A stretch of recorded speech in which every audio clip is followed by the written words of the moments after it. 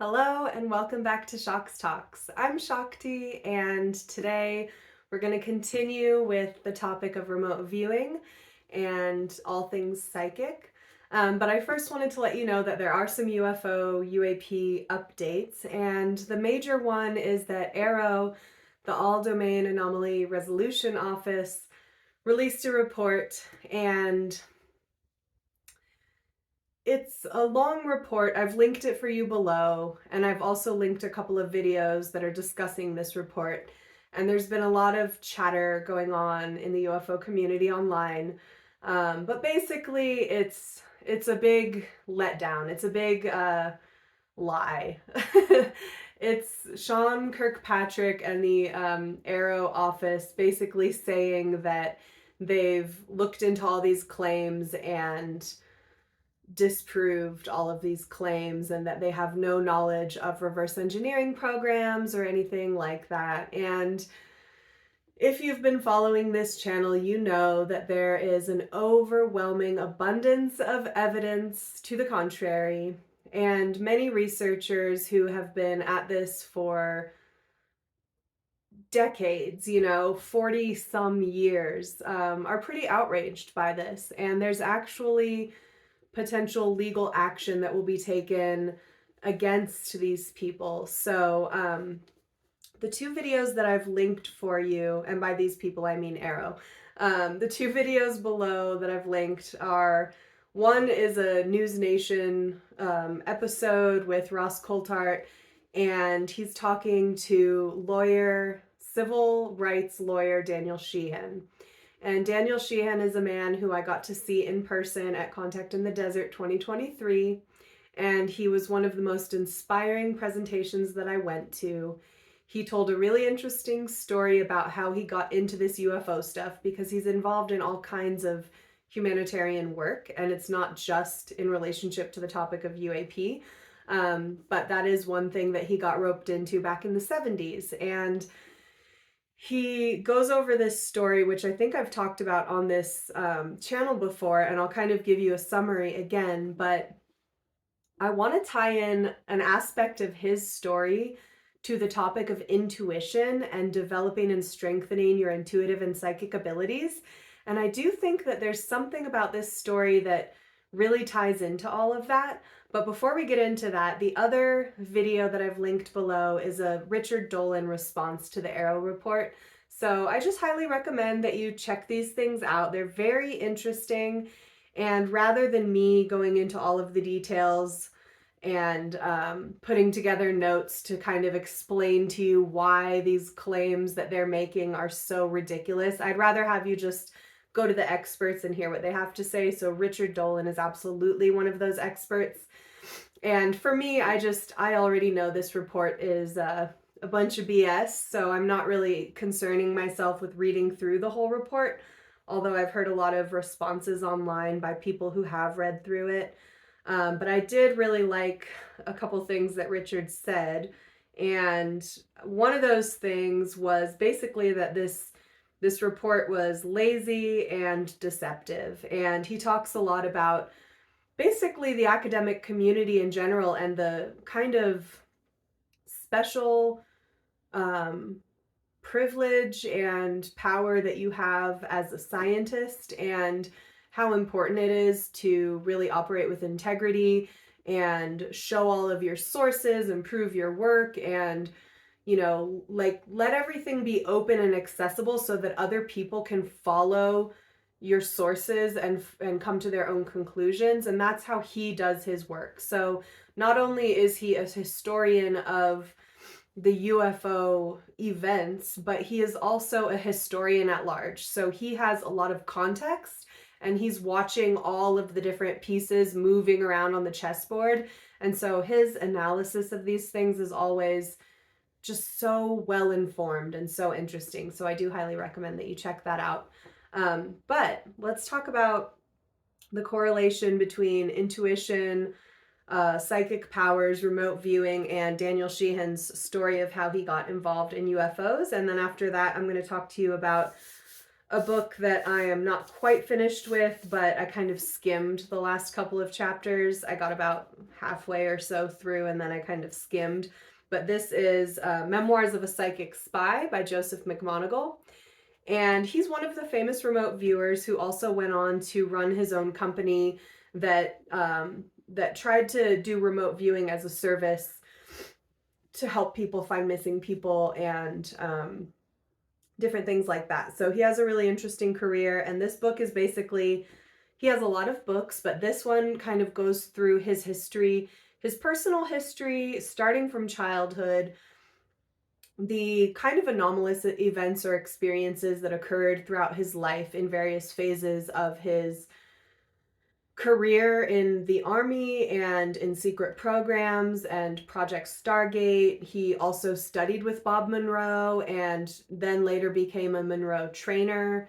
And he continues to basically advocate for the positive power of remote viewing. And he says some really interesting things about how there's a dark and a light side to it all. So we'll get into that in a minute, but back to Daniel Sheehan. So in this interview with Ross Coulthart, you can hear the story yourself, so go listen to it if you want to, but I'm going to give you a summary of how Sheehan became involved in tracking UFO secrets, and it started in the 70s. And remember, he's a lawyer, so he's worked in a lot of different realms and kind of with different groups, but this was a moment in time when President Carter was just elected. It was 1976, and one of the first things he did was he wanted to be briefed on the UFO issue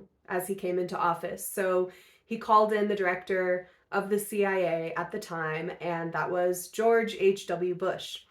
And Bush refused to give him the information, but tried to leverage his position of power by saying, if you keep me as your director for your presidency, director of the CIA, I will give you the information you're looking for.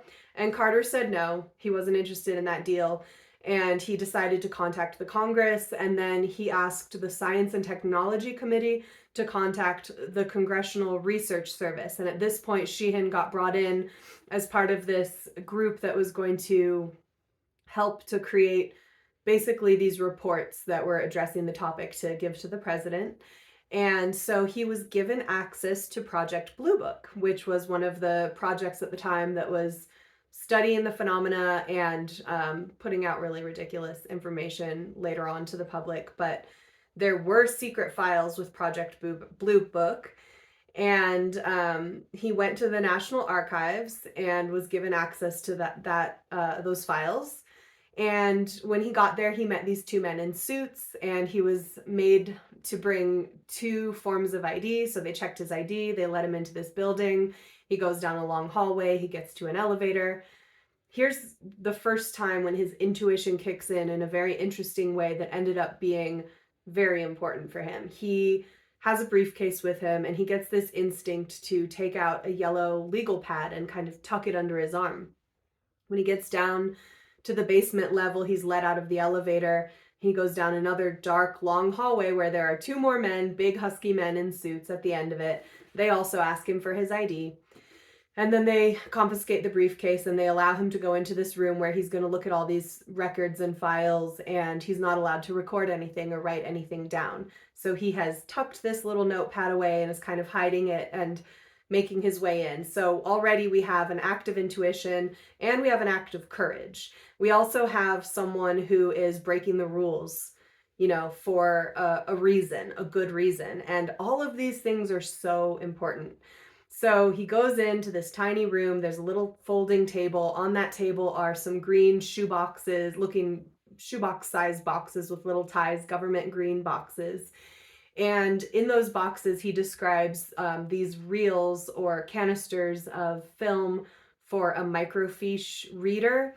And I haven't actually used one of these myself, I don't think, maybe as a kid in a library at some point. But basically, my understanding is that it's almost like a little light projector goes through the little film, and then you can read you look through like some kind of eye hole or something, or it projects onto some surface and you can read these documents.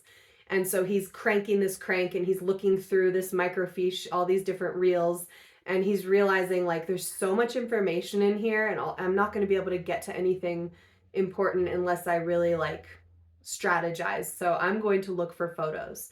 He just kind of instinctively decides to start skimming for photos. And so he's on like the third canister and he comes across a series of black and white photos. And he sees that this is a crashed saucer. So the classic flying saucer. He said it was about 40 to 50 feet across, a round saucer with a dome, the very classic shape that we've heard about. And the photos are black and white photos, like I said, and the landscape is all snowy. And he can tell by looking through the photos that the saucer has kind of skidded across the ground and plowed the earth and snow. You can see it's a very physical object impacting the earth in a physical way. And it's embedded in the ground and it's kind of like on its side. And there are all these army guys standing around and they're wearing big parkas and like it's a cold, cold place, you can tell. And they are taking photos and there's a camera, like an old like video camera, but based on the type of device that it was, he can tell that this was the late 40s or early 50s. So it was like a really old style camera. So they're taking some kind of footage of this thing. And he really quickly realizes like, okay, this is my evidence. This is my piece of information. But what is he going to do? He can't take the film reels out with him. So he looks closer at the photo and notices that on the craft, there are these symbols all around it. And they kind of look like hieroglyphics, but not like the ones from Egypt. They look like symbols that he's never seen anywhere on Earth. And he's like, I got to get that information. He remembers he has his little notepad. And so what he does, and here's another moment where his instinct kicks in. Instead of writing on the paper, like right on the front of the yellow paper, he flips it open to the back cardboard, like the inside of the cardboard, and he puts that under the microfiche reader and he projects the image onto the cardboard and he traces the exact symbols, because he knows that if he tried to go back and forth and like transcribe them, there might have been a little bit of error or it just wouldn't have been as accurate. So he just really goes in and traces it, which is so cool. And then he realizes he's got to get out of there, because if he wastes any more time, he just has this feeling that they're going to like somehow take away this information. So he gets up, he tucks the little notepad back under his arm, he walks out and he picks up his briefcase on the way out, and he's just kind of, you know, trying to put on his poker face and make it to the elevator. And the two big men in suits that were standing by the door all of a sudden stop him and they're like, hey, what do you have there? And he's like, this is my briefcase, you know, I put it down, you made me put it down when I went in there. And they're like, no, what's under your arm? They see the pad, so they pull it out. But because he had written on the cardboard, they flip through all the pages and they don't see any notes, so they just hand it back to him, which is crazy. And this is like a good example of when human error can like benefit the good of all. And he's able to walk out. So he gets in the elevator and then his instinct is like, I got to put this notebook back in the briefcase now so that nobody else questions me about anything on the other top end. And he's able to make it out with that information. And in this interview, I didn't hear him talk about it beyond just that part of the story. But when I heard him in person at Contact in the Desert, he did talk about an experience later in his life where he meets someone who had another photograph of a crashed saucer. And when he compares that photograph to the symbols that he was able to draw, they're the same. Or he notices that they have similar like symbol language on them, imprinted on them. So this is an amazing piece of information, you know, and there's so many things like this out there, but this is a very credible man. He is doing really good work in the world. He's not out there trying to make a name for him make a name for himself with any of this stuff. He's not trying to get famous. He's no one that, you know, he's not doing anything weird. He's just presenting the information that he came across, and he's fighting for justice. And so one of the things that he's going to do I think I don't know the details of it because I didn't get all the way through this episode of the News Nation show, but it sounds like he's going to take legal action against AARO, and all of this is just because we really can't have this cover up go on and on.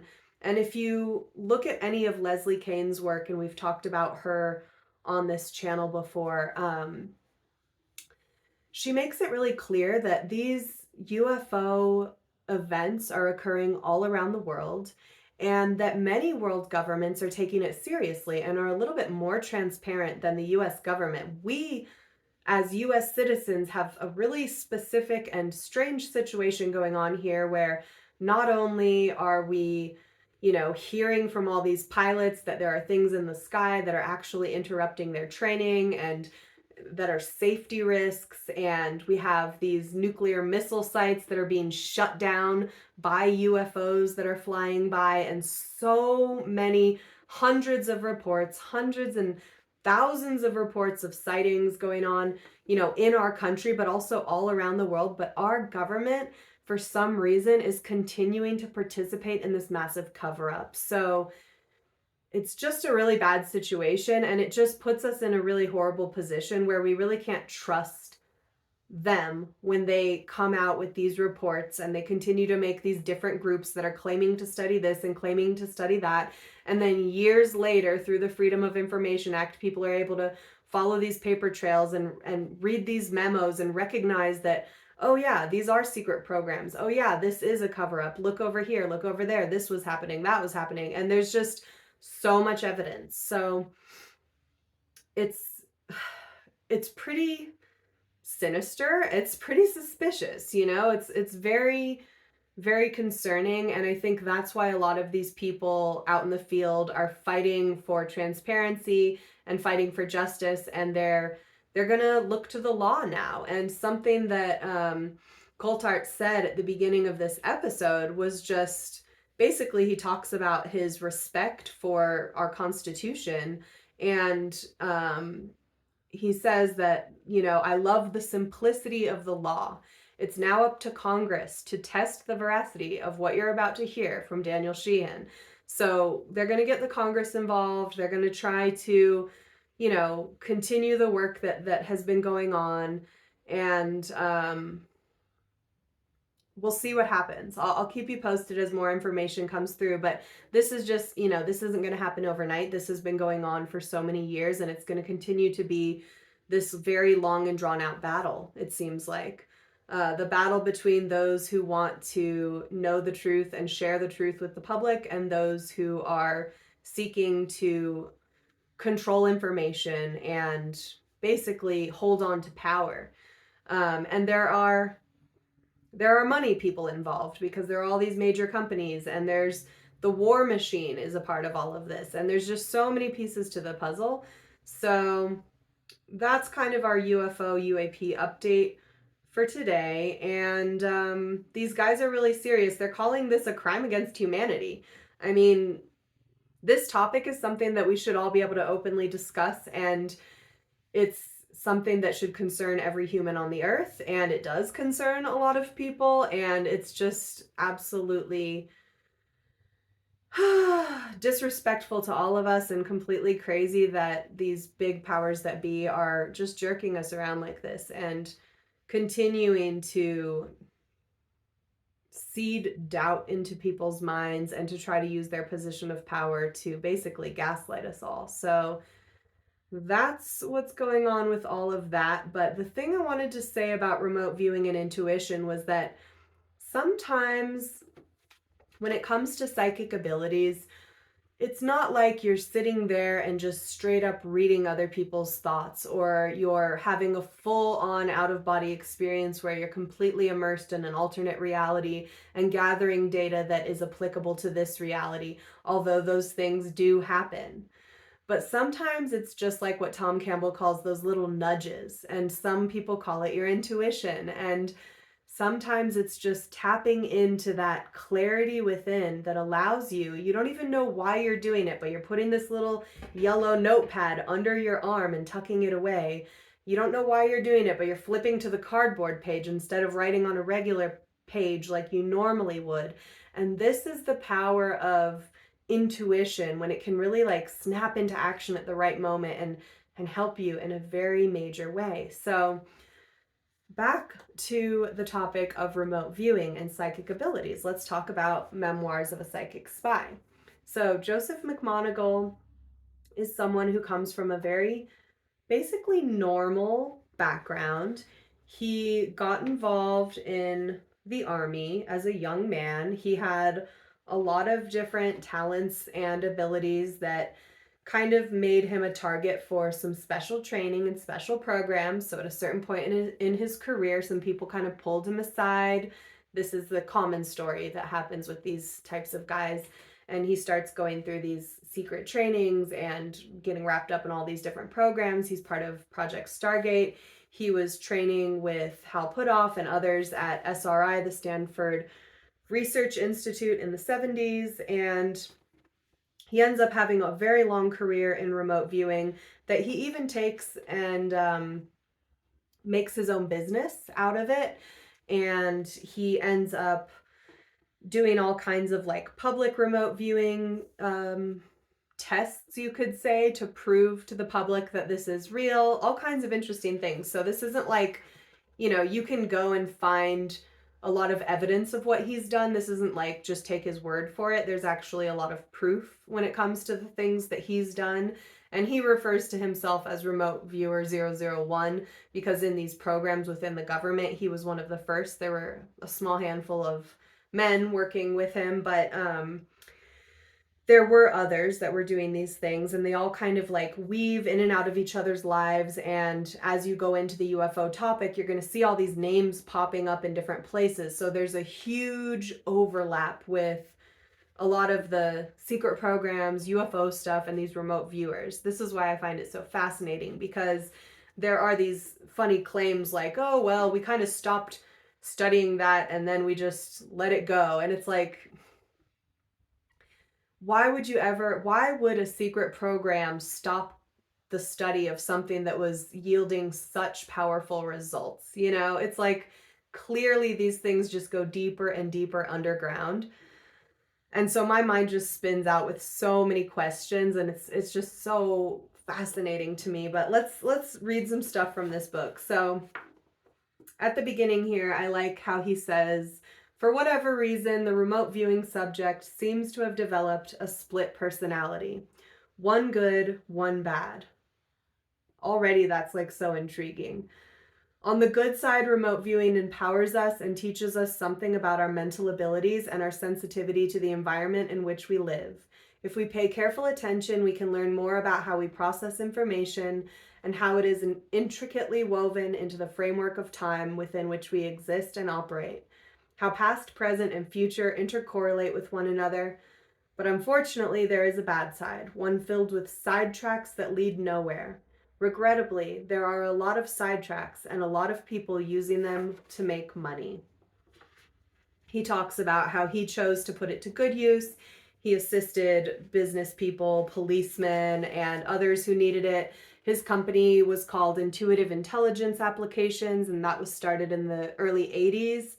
And so he was providing remote viewing as a service. And that came after a long military or army career that took him to all kinds of different countries. He did all kinds of different things, and he talks about that all in this book. He also talks a lot about his personal relationships, the hardships that he went through, and his childhood, and how his childhood actually set him up potentially for just based on the trauma that he went through. He had a heightened sense of awareness around what other people may or may not be about to do. And that came from his relationship with his mother, who was an alcoholic and who was physically beating him on a regular basis. And, he does say things like he kind of later came to understand why she was the way she was. She did the best she could. It sounds like he was able to move to a place of peace, over time when it comes to all of that. But it was a very serious situation, and he suffered a lot of trauma as a young kid. So Herein is where I discovered the birth of my natural ability as a psychic. I believe, as steel is forged in fire, my ability to read humans was forged in pain as a child. Over the years, I began to display an almost uncanny ability to read my mother's actions long before she even knew what she was going to do. In hindsight, I'd have to say it was the natural evolution of a survival skill. So, this is very interesting because a lot of people who have psychic abilities have gone through some form of trauma. It's not like everyone necessarily, but you do hear people talking about these things a lot. And it makes me think of like hypervigilance. Like if you're someone who's been in an abusive situation of any kind, you then learn to be hypervigilant in the sense that you're looking for any little sign and signal that danger is coming. And you have to be so hypervigilant in order to survive that you're able to read people about 10 moves out from what they're about to do. So this is a natural adaptation that happens in humans when they go through things. And there are all kinds of people out in the world who have heightened ability when it comes to reading people and a strengthened intuition due to the fact that they went through some kind of trauma. Something that I find interesting is this actually like a fictional TV show called The OA, and it's a brilliant series. And one of the things they explore in the first season is a group of people who have all had near-death experiences and a researcher who kind of kidnaps them and locks them away to do studies on them. But the thing that they all have in common is like they have special kind of powers or abilities because of the fact that they have a near-death experience or that they have had one. And this kind of fictional story comes from this kind of true information about people who have shown special abilities and maybe got them because of the fact that they've been through some serious traumas. So it's very fascinating and also pretty unfortunate that there is that correlation. But again, that's not the only way that people come into these powers or abilities. There are all kinds of different ways. But Joseph McMoneagle also talks about a spontaneous near-death experience that occurred in his life. And this was later on in life. And I mean, I think he was probably in his 20s or 30s. It wasn't like super late in his life, but he was able to have more intense psychic experiences and like more intense remote viewing experiences. And he kind of wonders in this book if it was because of that, if it was because he had that near-death experience. So I'm going to skip to his final words chapter, which is like some of his big questions here, and then talk a little bit more about what these questions make me think of. Understanding there are differences that exist between the terms psychic and being psychic within remote viewing protocols, in the end, as in the beginning, we are still left with questions. Can someone be trained as a psychic and remote viewer, like a lawyer or carpenter, or by necessity is there a natural talent present from the beginning? Does it take a special kind of person to be a psychic? Does it have to be someone who has a predisposition for it from the outset? Do psychic people have an advantage over the norm, or is it the norm? Should they profit from the use of their talent, or should they donate their talent, reject personal wealth and fame, and live their lives as saints? Is being psychic and a world-class remote viewer a gift from God? Is it the work of the devil? Can one refuse the gift? Should one refuse the gift? I've had to deal with so many of these questions for well over 2 decades now. I'm still not sure about some of the answers. The only way to really understand the answers is to understand the context in which the questions were asked or the circumstances in which the answers were learned. To do that, one needs to have a very good feel for what it's like to be psychic, and even more difficult, what it's like to be psychic within the constraints of a valid remote viewing protocol. And the best way to accomplish that, other than being psychic and a remote viewer, is to have direct access to the mind of a psychic who is a remote viewer. So that's kind of like why he wrote this book and why it includes so many of his emotional and personal experiences, along with the points in his career where things changed, or, you know, different levels of his training.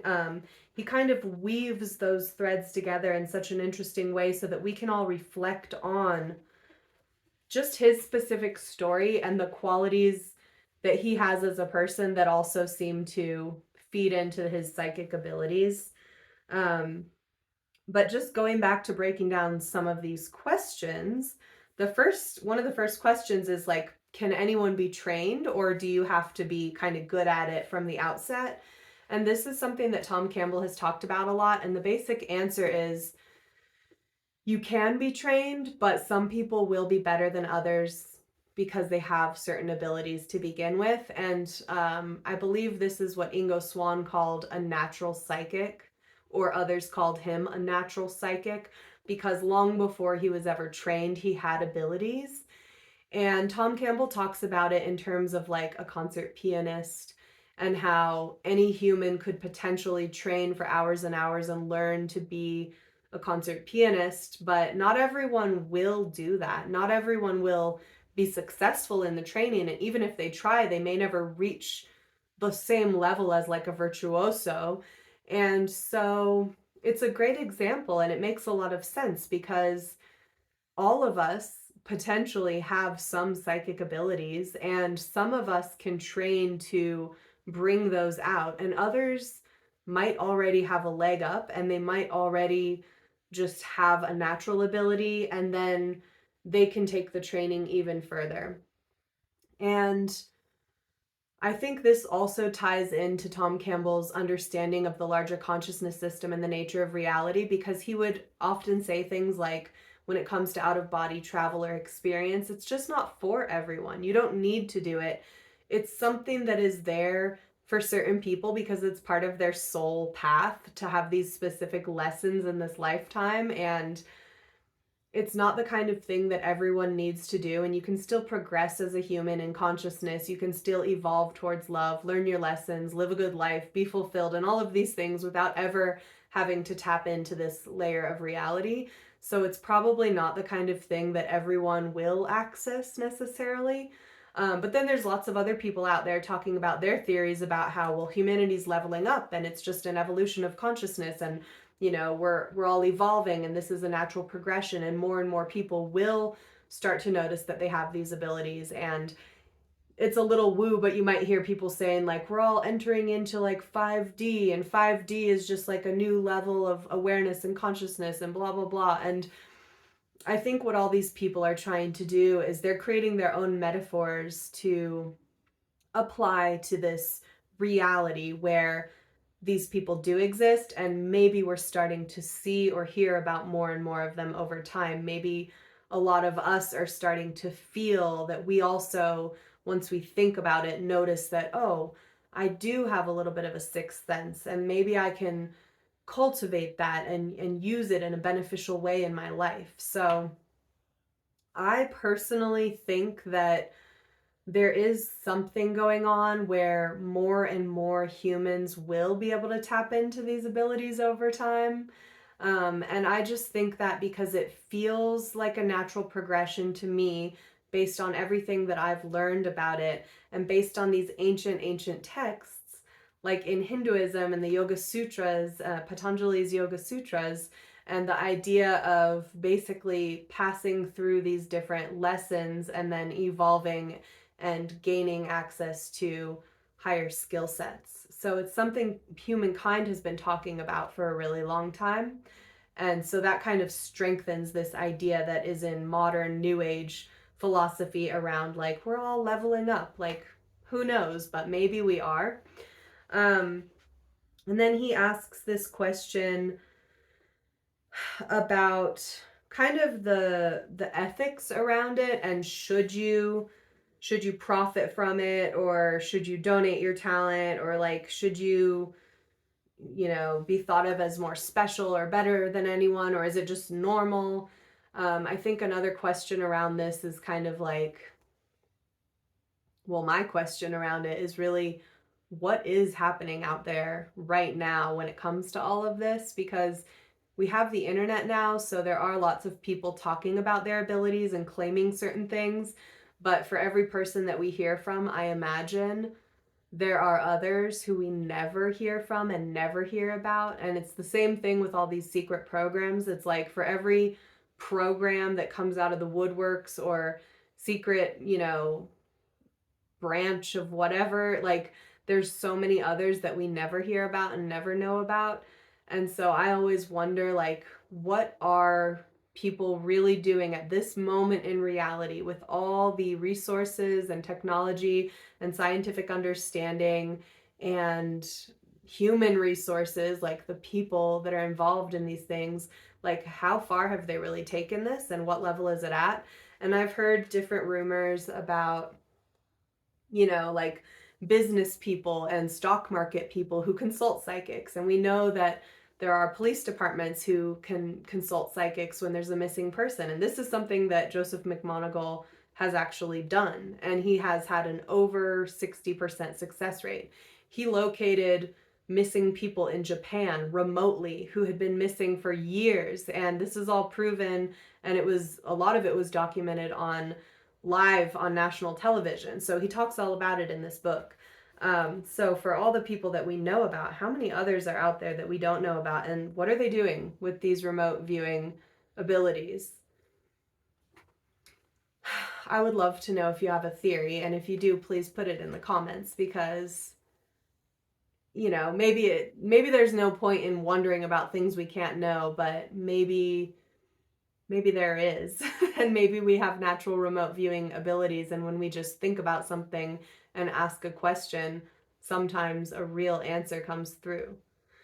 So think about it. Let me know what you think. Another thing in here was, like, should you refuse the gift? And he talks about an experience in here. He called it an LDS, and that was a lucid dream state. And, I think this is similar to what others call out of body or sometimes NDEs. But it's a very, very real experience where you kind of leave the sense data of your physical matter body and you enter into another reality frame with your consciousness, but it feels realer than real or just as real as this life. And it's like something we've seen in a lot of movies where it's like you wake up in the dream and everything feels so real. And he talks about like the facility he was in and going to like turn a light switch, and the light switch wasn't like working the way it was supposed to. And then at one point his fingers were just like passing through the light switch, and he kind of realized like, oh God, I'm not awake yet.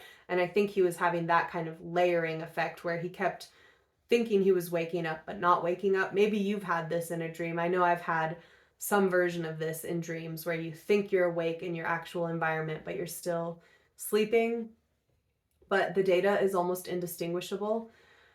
And he talks about how basically that's almost enough to drive a person crazy, and how when you start to have these really out there consciousness experiences, you really need to be a grounded and mentally stable person. So he kind of alludes to the fact that rigorous testing is needed for actual remote viewers, in order to make sure that they're like mentally stable enough to move forward. And that makes a lot of sense to me, but it's kind of a fine line, because it's like you can't be too logically minded. You have to be a little bit intuitive and maybe a little bit out there to like be able to access some of this stuff in the first place. But if you're too out there and you're too ungrounded, you can lose your mind. And this is also something that these ancient scriptures talk about when it comes to accessing these powers of consciousness, that there are all these pitfalls and traps. And in the yogic communities that I've been a part of,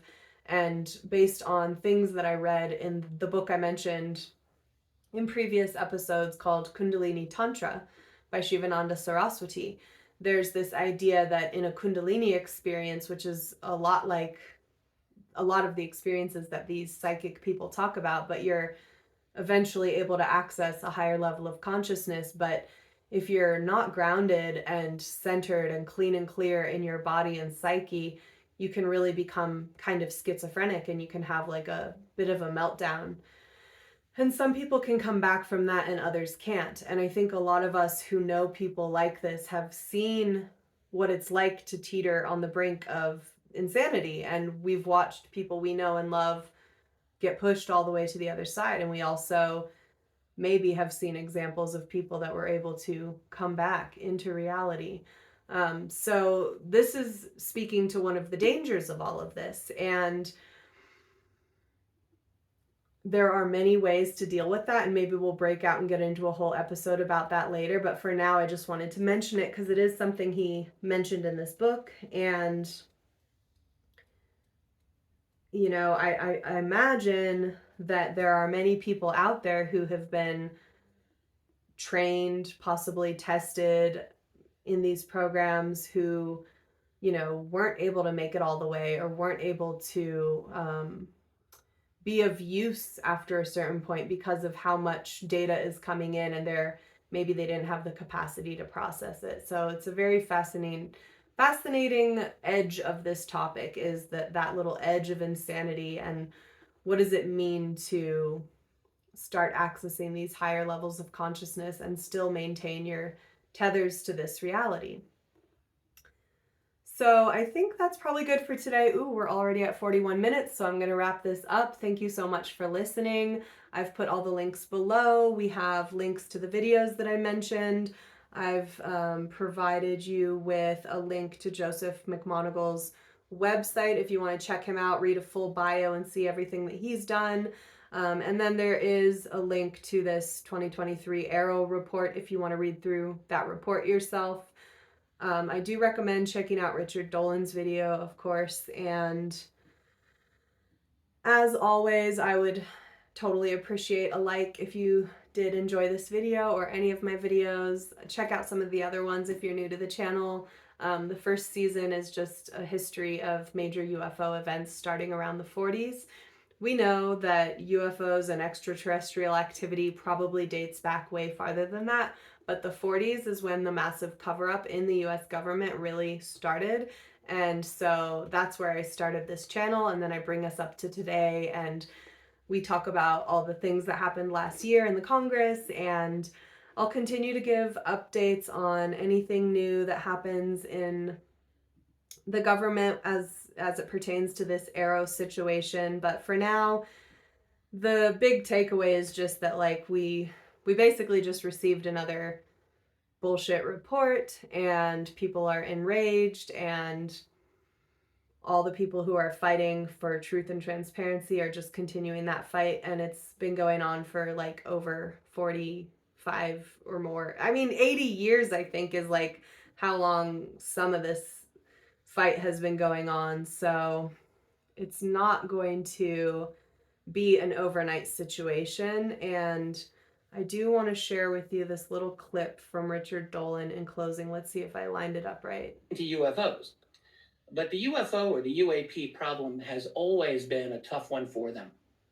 Honesty has never been an option for them, at least in their opinion. Never been an option, never possible. That's also worth pondering. The whole concept of UFO or UAP disclosure has been on my mind for a long time, many years now. A long time ago, I speculated that we, the people, are in a kind of foot race with the establishment on this whole matter of disclosure. In other words, whoever gets to the finish line first wins. As I put it many years ago, if we get there first, that means that we achieve a real breakthrough in obtaining valuable, actionable information on this subject before the global clampdown of information is complete. That's the race. All right, so that's Richard Dolan and the global clampdown on information. Pretty ominous, scary to think about, but we've created this technological reality where we are all completely getting our information from internets and phones, and just think about the infrastructure there and how it could be used to control us, to persuade us, to influence our minds. I mean, we haven't even started to talk about brainwash and positive brainwash or neural rewiring in depth, but we will get into all of that. But the bottom line here is that, we really need to be looking to the hard copy research that's out there. At least, the internet's a great resource and there's a lot on there that we want to look at. But I personally like to look at people's books, especially research books that are, well accredited researchers, and they have, all their sources, and they're following the high level academic standards. And there's all kinds of different things that I'm looking for when I'm looking at these people and what they're presenting, the tone, the career, the people they're associated with, the companies they've worked for. All of that goes into my mind as I'm vetting these people and trying to figure out like what's what and who's who. And it gets pretty easy, but I also think that intuitive piece of the puzzle, working on your meditation, working on your mental clarity is another nice added bonus when it comes to searching for truth. If you really work on your skill of intuitive ability and hearing the truth behind the words and the feeling behind the words and all of that, all of that is helpful for this process that we're in when it comes to understanding what's really going on with UAP, crash retrieval, and the alleged extraterrestrial presence here on Earth. So it's exciting, it's interesting. Thank you for being with me, and I can't wait to talk with you next time on Shocks Talks. Thank you so much.